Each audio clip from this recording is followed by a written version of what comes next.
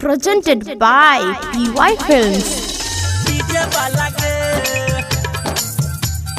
लहंगा तो हरम तो छोड़ी डीजे वाला के डीजे उमेश डीजे वाला के लहंगा तो हरम तो छोड़ी डीजे वाला कोरन तू होली मेरे लम रेला रे कोरन तू होली मेरे लम रेला रे चोली तो हरम तो छोड़ी डीजे वाला के चोली तो हरम तो छोड़ी डीजे वाला के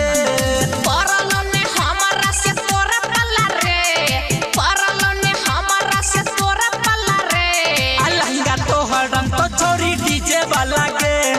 लहंगा तो हरम तो छोड़ी डीजे वाला के डीजे वाला के डीजे वाला के डीजे उमेश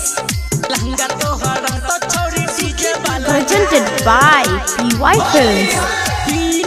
छौड़ा सब दारू पियर के है कहत तो ढोडी के लाल पियर के है कहत तो ढोडी के लाल पियर के है पीनत छौड़ा सब दारू पियर के है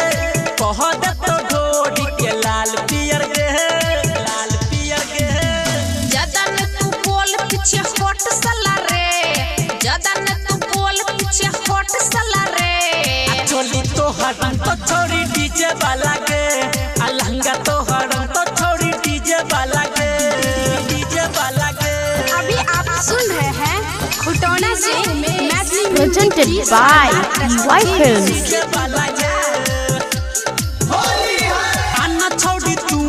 बनाई ले न मूड रंग तोड़ा पड़ जतो होई जब सूद रंग तोड़ा पड़ जतो होई जब सूद अन्ना छोड़ी तू बनाई ले न मूड रंग तोड़ा पड़ जतो होई जब सूद होई जब सूद सुने छोरा दर्दिला नहीं करे हल्ला रे सुने छोरा दर्दिला नहीं करे हल्ला रे चोली तो हरम तो छोड़ी डीजे वाला के लहंगा तो हरम तो छोड़ी डीजे वाला के Presented by PY Films.